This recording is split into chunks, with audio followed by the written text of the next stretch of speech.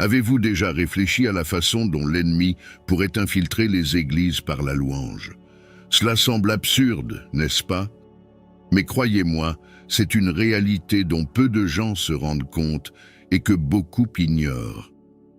Dans la vidéo d'aujourd'hui, nous explorerons l'une des plus grandes stratégies du diable pour détourner le culte qui devrait être exclusivement réservé à Dieu. Et le plus effrayant, c'est qu'il le fait d'une manière si subtile que cela passe inaperçu même aux yeux des fidèles les plus fervents. Restez avec moi pendant les prochaines minutes, car ce que vous découvrirez pourrait complètement changer votre perception de ce qui se passe réellement dans les services de culte. Allons-y. La louange et l'adoration sont de puissants outils spirituels. La Bible nous montre dans plusieurs passages que la louange a le pouvoir de briser les chaînes et d'ouvrir les portes. Dans Actes, chapitre 16, versets 25 à 26, nous lisons l'histoire de Paul et Silas, qui même en prison ont commencé à louer Dieu. Et en conséquence, il y a eu un grand tremblement de terre qui a ouvert les portes de la prison et desserré les chaînes de tous les prisonniers. Cela démontre le profond impact spirituel que la louange peut avoir. Mais tout comme Dieu utilise la louange pour accomplir des miracles, l'ennemi tente de détourner cette arme à son profit.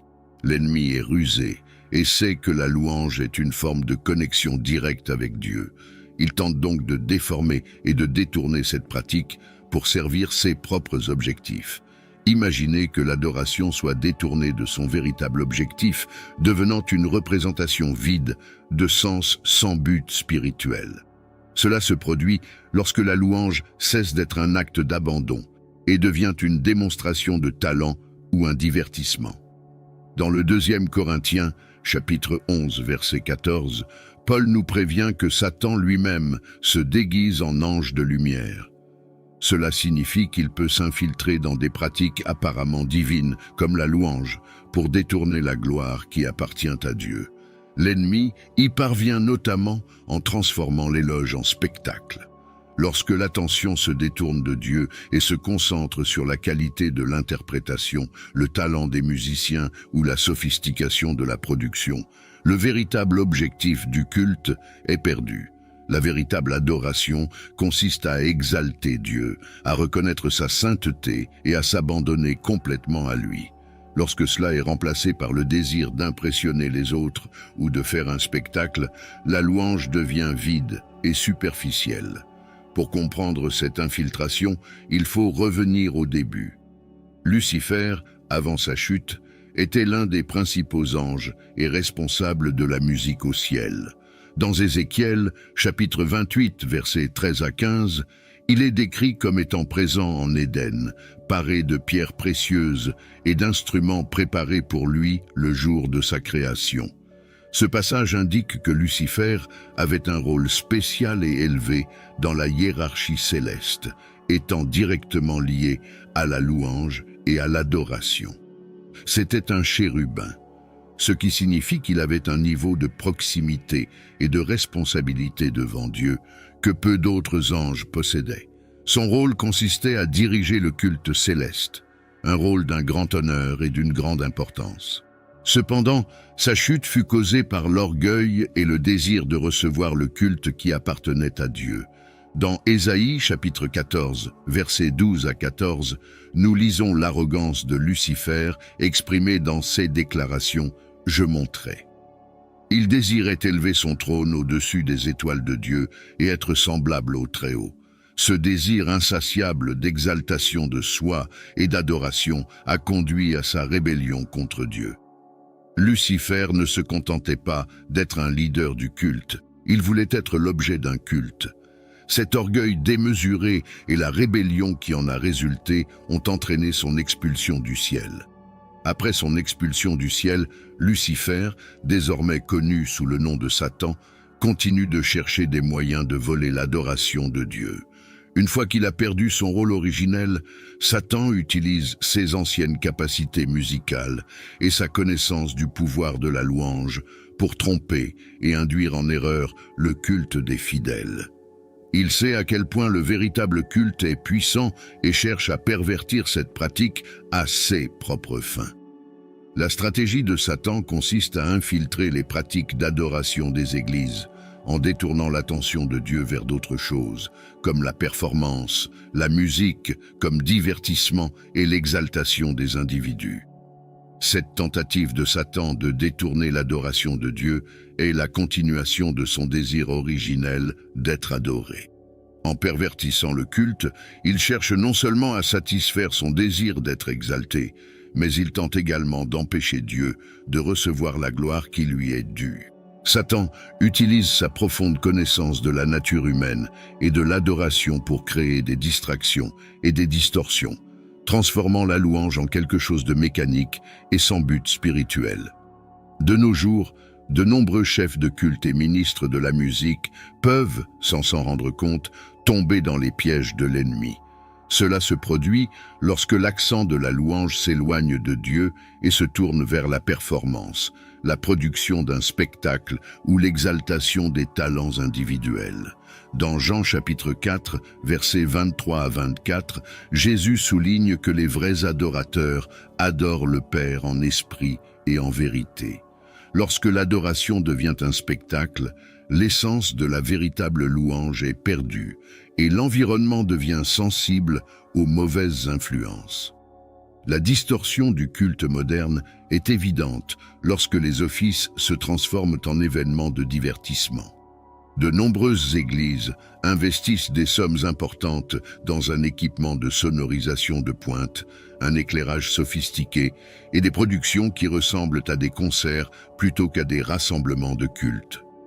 Si l'excellence technique n'est pas négative en soi, le problème surgit lorsque ces éléments éclipsent le véritable objectif de la louange, qui est de glorifier Dieu. Le message central peut être dilué lorsque la congrégation devient plus un spectateur qu'un participant actif. De plus, les paroles des chants d'adoration reflètent souvent cette distorsion, étant superficielles et centrées sur les émotions humaines, plutôt que d'être théologiquement profondes et riches en signification spirituelle.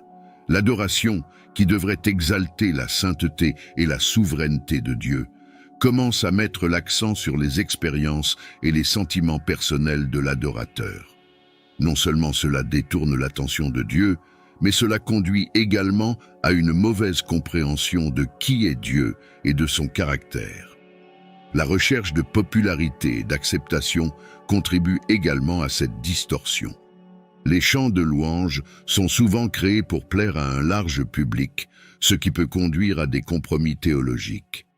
La pression exercée pour produire des succès viraux sur les plateformes de médias sociaux peut conduire à donner la priorité à des mélodies et des paroles accrocheuses qui résonnent émotionnellement mais manquent de profondeur biblique. Cette approche peut transformer le culte en un produit commercial plutôt qu'en une véritable offrande spirituelle. Un autre aspect à considérer est l'exaltation des chefs de culte et des musiciens. Lorsque la congrégation commence à idolâtrer ceux qui sont sur scène en les plaçant sur des piédestaux, le but du culte est à nouveau déformé. Au lieu de désigner Dieu, la louange commence à tourner autour des personnalités humaines. Cette idolâtrie subtile peut conduire à un culte de la personnalité, où la présence de Dieu est secondaire par rapport à la présence de célébrités chrétiennes. La technologie et les réseaux sociaux jouent également un rôle important dans cette distorsion. Les diffusions en direct et les vidéos des services de culte peuvent facilement devenir une vitrine pour un visionnage personnel. Si la technologie a le potentiel d'atteindre et d'avoir un impact sur les gens du monde entier, elle peut également favoriser une culture de performance et de vanité. La tentation de rechercher des likes, des partages et des followers peut détourner davantage l'attention du vrai culte. Un autre point crucial est le contenu des paroles des chants de louange. Souvent, les paroles peuvent être théologiquement superficielles, voire incorrectes, ce qui empêche les fidèles de vraiment comprendre qui est Dieu et ce qu'il a fait pour nous. Colossiens chapitre 3, verset 16. nous demande de laisser la parole du Christ habiter richement en nous pendant que nous nous instruisons et nous exhortons les uns les autres avec des psaumes, des hymnes et des chants spirituels. Si les paroles des chansons ne reflètent pas la vérité biblique, elles peuvent devenir un outil entre les mains de l'ennemi pour égarer les cœurs. La profondeur théologique des paroles des chansons d'adoration est essentielle pour garantir que l'adoration soit alignée sur la vérité de la parole de Dieu. Lorsque les paroles sont superficielles ou contiennent des erreurs doctrinales, non seulement elles ne parviennent pas à glorifier Dieu de manière adéquate, mais elles peuvent également conduire les fidèles à mal comprendre la foi chrétienne. La Bible souligne à plusieurs reprises l'importance d'un enseignement correct et d'une saine doctrine. Dans le 2 Timothée, chapitre 4, verset 3, Paul prévient que le temps viendra où les gens ne supporteront pas la saine doctrine, mais, ayant les oreilles qui démangent, s'accumuleront des enseignants selon leurs propres désirs. La musique de culte a un impact significatif sur la théologie pratique des fidèles. Les chants chantés à plusieurs reprises pendant les services de culte contribuent à façonner la compréhension et l'expérience spirituelle des gens. Si ces chants contiennent une théologie faible ou erronée, ils peuvent contribuer à une foi superficielle ou déformée. Par exemple, les chansons qui mettent uniquement l'accent sur les bénédictions matérielles et le bien-être peuvent promouvoir une vision déformée de l'Évangile, connue sous le nom de théologie de la prospérité, qui suggère que la vraie foi aboutit toujours à la richesse et à la santé. Ce point de vue ignore des aspects cruciaux de l'enseignement biblique sur la souffrance, la sanctification et la vie chrétienne. De plus, les paroles de louange qui se concentrent excessivement sur l'expérience émotionnelle de l'adorateur, au détriment de la gloire de Dieu et de l'œuvre rédemptrice du Christ, peuvent conduire à un culte centré sur l'humain. L'adoration devrait être une réponse à la révélation de Dieu et un reflet de sa vérité. Lorsque l'attention se porte sur les émotions et les expériences humaines, le centre du culte change. Le psaume chapitre 119, verset 105, nous dit que la parole de Dieu est une lampe pour nos pieds et une lumière sur notre chemin. Par conséquent, les paroles des chants d'adoration devraient éclairer la vérité de Dieu et guider les fidèles vers une compréhension plus profonde de qui il estimate. L'intégrité théologique des paroles de louange est également vitale pour l'évangélisation et la formation de disciples. Les nouveaux croyants et ceux qui explorent encore la foi chrétienne peuvent se faire leurs premières impressions de Dieu et de l'Évangile à travers la musique qu'ils écoutent. Des paroles bibliquement fondées peuvent aider à enseigner et à renforcer la vérité de l'Évangile, tandis que des paroles théologiquement incorrectes peuvent créer des malentendus et des obstacles à une foi authentique. Dans Tite, chapitre 2, verset 1, Paul exhorte à enseigner ce qui est conforme à la saine doctrine, principe qui devrait être appliqué au contenu des chants de louange. Les dirigeants du culte portent une énorme responsabilité. Ils sont les gardiens du culte au sein de la congrégation et doivent toujours être vigilants contre toute déviation. Jacques chapitre 3, verset 1 nous rappelle que ceux qui enseignent seront jugés plus durement. Il est donc essentiel que les dirigeants de la louange soient profondément enracinés dans la parole de Dieu et engagés dans la véritable adoration. Ils doivent discerner et éviter tout ce qui pourrait détourner l'attention de la gloire qui appartient à Dieu. Les responsables du culte ne sont pas seulement des musiciens talentueux, mais aussi des ministres de l'Évangile. Votre rôle va au-delà de diriger. Ils ont la responsabilité de guider la congrégation dans un culte authentique et centré sur Dieu. Cela nécessite une profonde compréhension théologique et une vie de prière constante. Ils doivent être des exemples de piété, démontrant dans leur vie la sainteté et la dévotion qu'ils proclament à travers la musique. Leur influence peut façonner la spiritualité de la congrégation.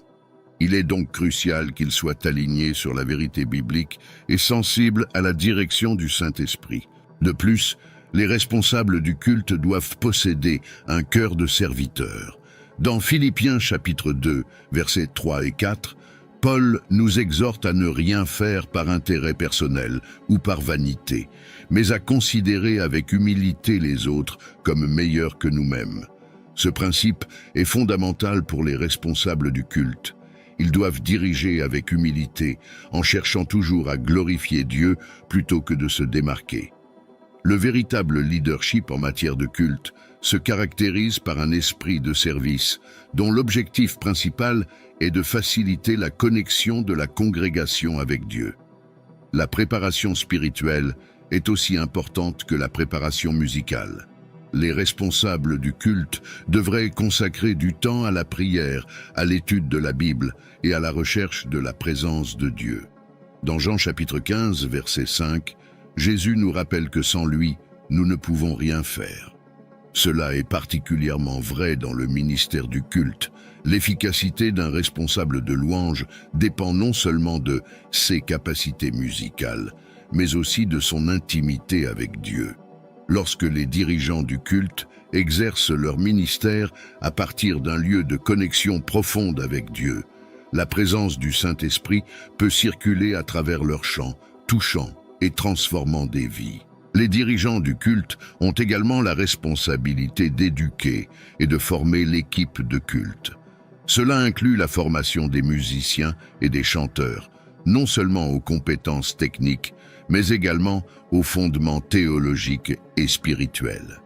Ils doivent favoriser un environnement de croissance spirituelle, dans lequel chaque membre de l'équipe de louange est encouragé à développer une relation personnelle avec Dieu et à comprendre l'importance de son rôle dans le culte de la congrégation.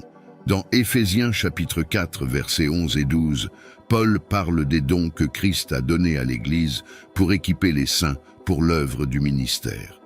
Les responsables du culte doivent se considérer comme faisant partie de cet appel à équiper et à construire l'Église. La sensibilité au Saint-Esprit est cruciale. À de nombreuses occasions, le responsable de la louange doit être attentif à la direction de l'Esprit pendant le service et être capable d'ajuster les plans et les listes en fonction de la direction divine. Cela nécessite un esprit et un cœur ouverts pour entendre la voix de Dieu et le courage de suivre ses instructions, même si cela signifie s'écarter du plan initial. Dans Actes chapitre 13, verset 2, nous voyons comment l'Église d'Antioche adorait et jeûnait lorsque le Saint-Esprit leur donnait des directives. De même, les responsables du culte doivent être en phase avec le Saint-Esprit pour diriger le culte d'une manière qui glorifie Dieu et édifie la congrégation. Examinons maintenant un témoignage qui démontre comment la véritable louange peut transformer des vies et comment l'ennemi tente de la déformer. Imaginez une église où le culte se déroulait comme un spectacle. Les lumières, le son, la performance, tout semblait impeccable, mais il manquait quelque chose de crucial, la présence de Dieu. En revanche, une petite église, sans grandes ressources, mais avec un véritable cœur pour Dieu, a expérimenté des miracles par la louange. Une fois, lors d'un simple service, la présence de Dieu était si tangible que les gens étaient guéris et libérés sur place. Cela nous montre que ce n'est pas la grandeur de la présentation, mais la sincérité du cœur qui attire la présence de Dieu. L'impact d'un éloge sincère et authentique va au-delà des apparences.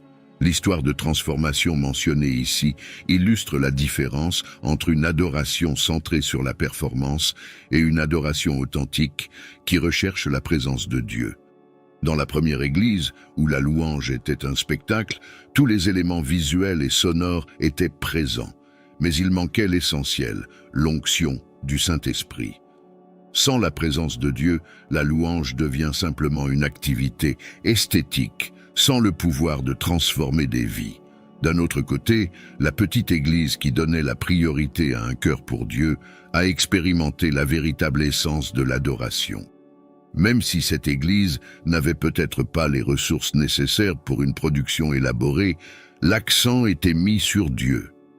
Ce type de louange, né d'un cœur contrit et humble, crée un environnement dans lequel le Saint-Esprit peut se déplacer librement. La Bible dit dans Jacques chapitre 4, verset 8, « Approchez-vous de Dieu, et il s'approchera de vous. » La proximité de Dieu ne dépend pas des circonstances extérieures, mais de la sincérité de notre cœur. Les miracles qui se sont produits lors du simple service dans cette petite église sont un témoignage puissant de ce que Dieu peut faire lorsque la louange est vraie. Les gens ont été guéris et libérés, démontrant que la présence de Dieu apporte restauration et transformation. Ce type de transformation ne peut pas être réalisé par des techniques humaines. C'est le résultat direct de la présence de Dieu, répondant à la louange offerte en esprit et en vérité. Ce témoignage est un rappel puissant que le vrai culte ne dépend pas de ressources matérielles ou de compétences artistiques. Dans Jean chapitre 4, verset 23, Jésus déclare que le Père cherche des adorateurs qui l'adorent en esprit et en vérité. Cela nous enseigne que Dieu valorise la sincérité et la pureté de nos louanges, et non la sophistication de nos productions. Le véritable culte naît d'un cœur qui reconnaît la grandeur et la sainteté de Dieu, quelles que soient les circonstances extérieures. La différence entre l'adoration spectaculaire et l'adoration sincère se révèle dans les fruits que chacun produit. Alors que l'adoration centrée sur la performance peut impressionner les sens, la véritable adoration transforme l'esprit. La transformation qui se produit en présence de Dieu est profonde et durable, touchant non seulement les émotions, mais changeant la vie des gens de l'intérieur. Ce type d'adoration emmène les fidèles vers une rencontre réelle et transformatrice avec Dieu, où les chaînes sont brisées et les cœurs restaurés. De plus, le vrai culte crée un environnement dans lequel la foi peut grandir et s'épanouir. Lorsque les gens voient et expérimentent la puissance de Dieu en action, leur foi est renforcée. Les témoignages de guérison et de délivrance profitent non seulement directement à ceux qui en font l'expérience, mais ils inspirent et édifient également la congrégation tout entière. Ils sont la preuve tangible que Dieu est présent et actif dans nos vies, répondant à nos prières et à notre culte sincère. Ce témoignage de transformation souligne l'importance de chercher Dieu avant tout. Dans un monde où il est facile de se laisser distraire par les apparences et le désir de plaire aux autres, nous devons nous rappeler que notre objectif premier est de plaire à Dieu. La présence de Dieu est la seule chose qui peut véritablement transformer nos vies et apporter le renouveau dont nous avons désespérément besoin. Lorsque nous mettons Dieu en premier, il promet que toutes les autres choses nous seront données par surcroît. Matthieu chapitre 6, verset 33. Le discernement spirituel est essentiel pour identifier et combattre les infiltrations malignes. Dans 1 Corinthiens chapitre 12, verset 10, Paul parle du don des esprits de discernement, crucial pour reconnaître quand quelque chose ou quelqu'un est utilisé par l'ennemi pour détourner le culte. Le discernement aide l'Église à rester concentrée sur Dieu et à résister à la tentation de transformer la louange en quelque chose qui ne le glorifie pas. Le discernement spirituel n'est pas seulement la capacité de distinguer le bien du mal, mais aussi la capacité de percevoir des influences spirituelles subtiles derrière les situations et les comportements.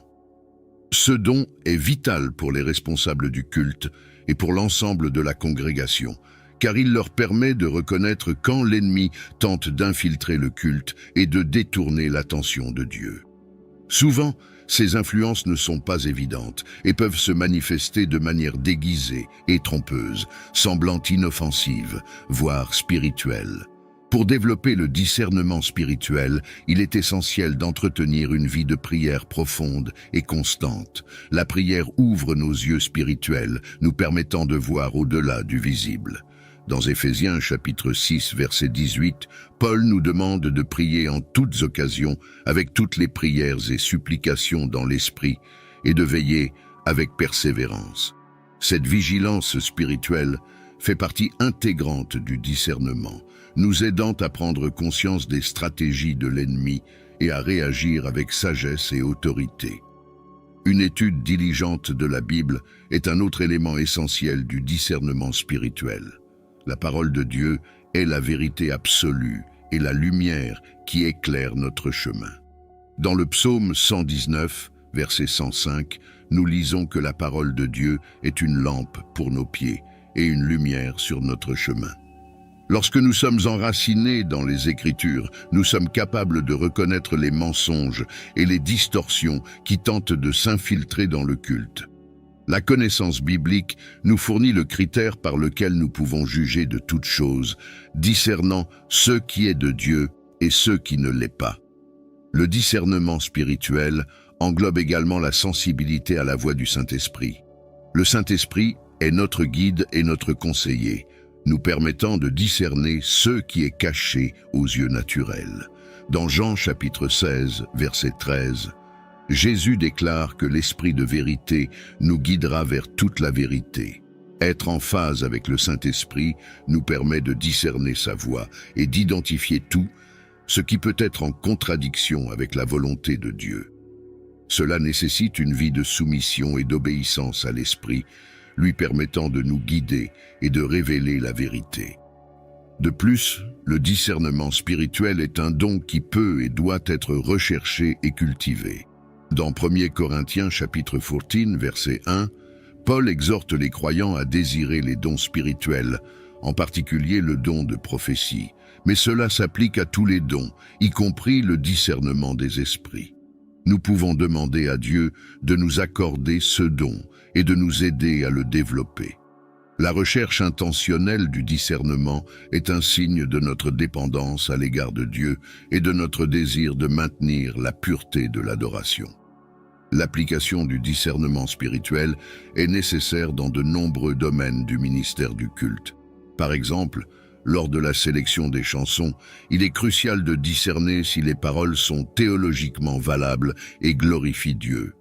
Lors du choix des dirigeants et des musiciens, il est important de discerner si leur vie reflète un véritable engagement envers Christ et s'ils dirigent avec un cœur pur.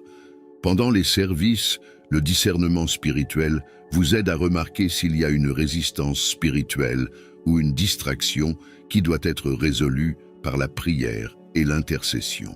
Le discernement spirituel est également essentiel pour gérer les conflits et les divisions qui peuvent surgir au sein du ministère du culte.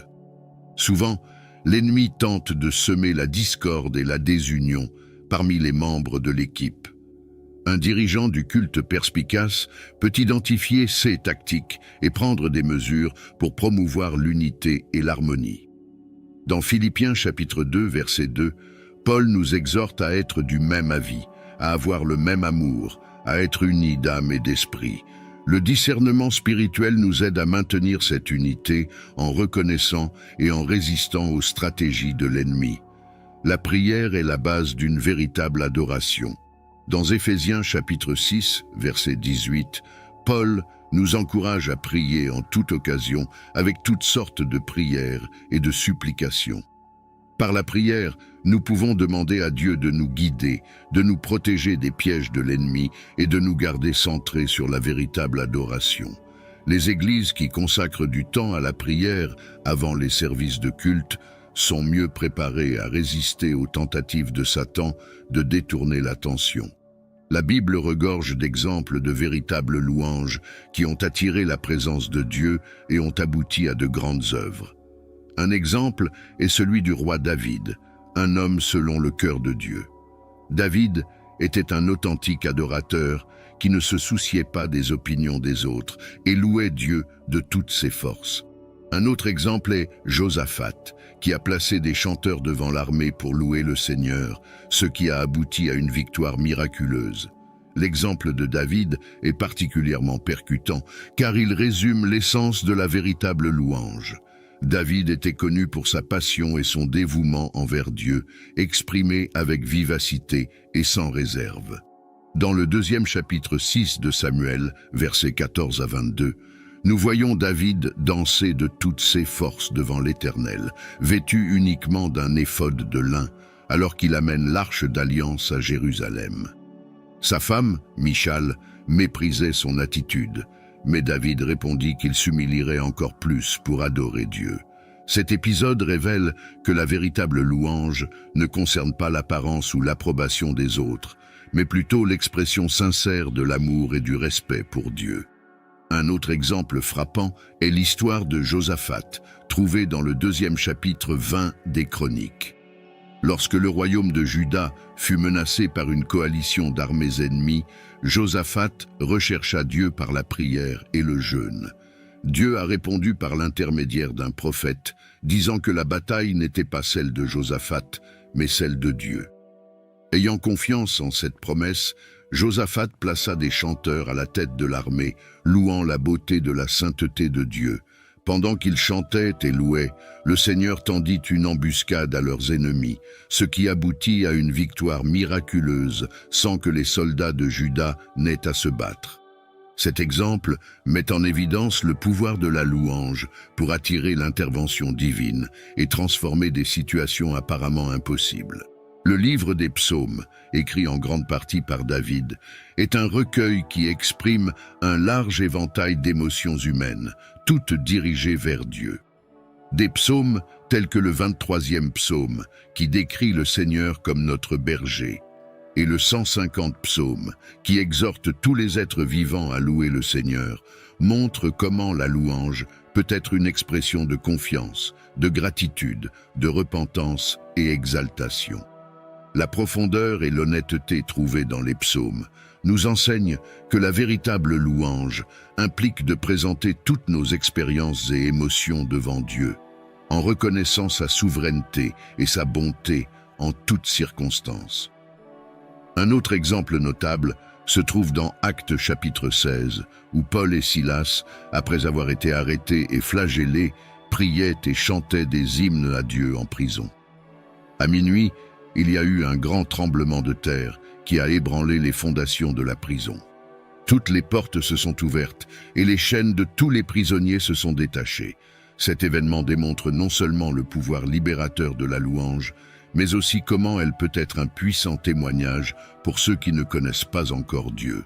Le geôlier, impressionné par ce qui s'était passé, a demandé à Paul et Silas ce qu'ils devaient faire pour être sauvés, ce qui a entraîné sa conversion ainsi que celle de toute sa famille.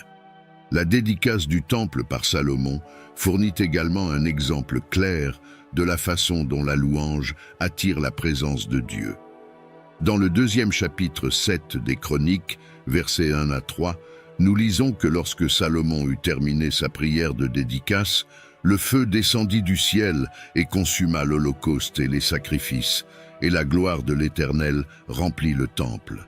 Les prêtres ne pouvaient pas entrer dans le temple, car la gloire du Seigneur le remplissait.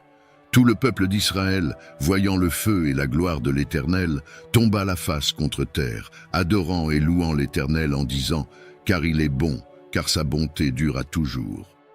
Cet épisode montre que la louange sincère et sacrificielle peut conduire à une manifestation tangible de la présence de Dieu, ayant un impact profond sur la congrégation. Le récit de Marie, la mère de Jésus, est absolument inspirant. Dans Luc, chapitre 1, versets 46 à 55, nous rencontrons le Magnificat, un chant vibrant de Marie qui déborde de louanges et de gratitude envers Dieu pour avoir choisi son humble servante, pour jouer un rôle extraordinaire. Marie célèbre la miséricorde et la fidélité de Dieu, exaltant sa puissance et sa justice. Ce moment nous montre à quel point la louange peut être une réponse explosive à l'intervention divine, une célébration passionnée des promesses accomplies de Dieu. Le culte céleste, décrit dans Apocalypse chapitre 4, versets 8 à 11, nous transporte directement au trône de Dieu, où les anges et les êtres célestes proclament sans cesse la sainteté de Dieu. Saint, Saint, Saint est le Seigneur Dieu, le Tout-Puissant, qui était, qui est et qui vient, chante-t-il dans une louange éternelle qui nous rappelle que l'adoration est l'essence de toute création, une reconnaissance de la majesté, sainteté et éternité de Dieu. Ces exemples bibliques nous donnent une image vivante de la manière dont le véritable culte doit être exprimé. Il révèle que la louange n'est pas un simple rituel, mais une expression authentique et spontanée de la reconnaissance de la grandeur de Dieu. Il nous montre que la louange a le pouvoir de transformer les situations, d'apporter la libération, d'attirer la présence divine et de servir de témoignage percutant au monde. L'importance de l'écriture dans le fondement du vrai culte ne peut être sous-estimée.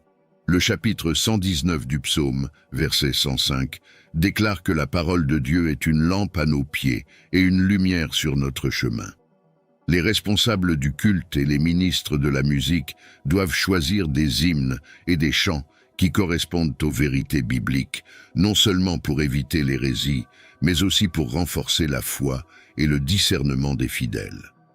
Si les dirigeants portent une grande responsabilité, les membres de la congrégation jouent également un rôle crucial. Ils doivent s'engager dans un culte authentique, allant au-delà des émotions passagères. Romains chapitre 12, verset 1, nous met au défi d'offrir nos corps comme un sacrifice vivant, saint et agréable à Dieu, notre culte rationnel et vrai. Cela signifie que chaque fidèle doit aspirer à la sainteté et à la vérité, en s'engageant activement et consciemment dans l'adoration. La Bible nous met vigoureusement en garde contre les faux prophètes. Bien qu'ils se présentent au nom de Dieu, ce sont de vrais loups déguisés en brebis, selon Matthieu chapitre 7, verset 15. De telles personnalités peuvent même infiltrer les ministères de culte, où elles promeuvent un culte qui, bien qu'il semble authentique, est complètement dépourvu de véritable signification et de véritables objectifs spirituels.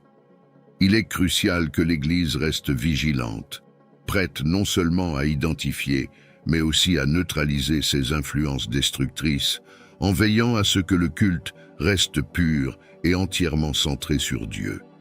Souvent, cela signifie revitaliser le ministère d'adoration, évaluer soigneusement la musique choisie, former les dirigeants à la théologie biblique et intensifier les temps de prière à la recherche de la direction divine. Lorsque la louange est authentique et centrée sur Dieu, sa présence se manifeste d'une manière puissante et transformatrice. Comme il est écrit dans le psaume chapitre 22, verset 3, « Dieu demeure parmi les louanges de son peuple ». Cela implique que, lorsque nous adorons en esprit et en vérité, Dieu est manifestement présent, apportant une guérison, une libération et une transformation profonde. Nous sommes maintenant au point culminant de cette exploration de la manière dont l'ennemi peut tenter d'infiltrer les églises par le biais du culte.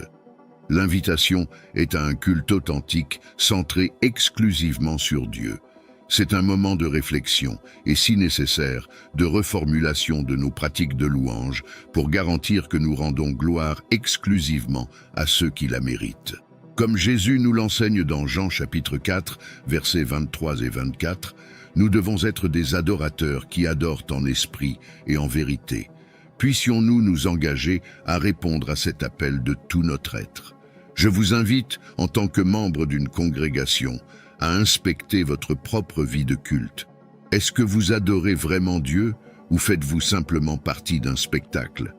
Recherchez le discernement et la sagesse divine pour détecter et supprimer toute déviation dans votre louange.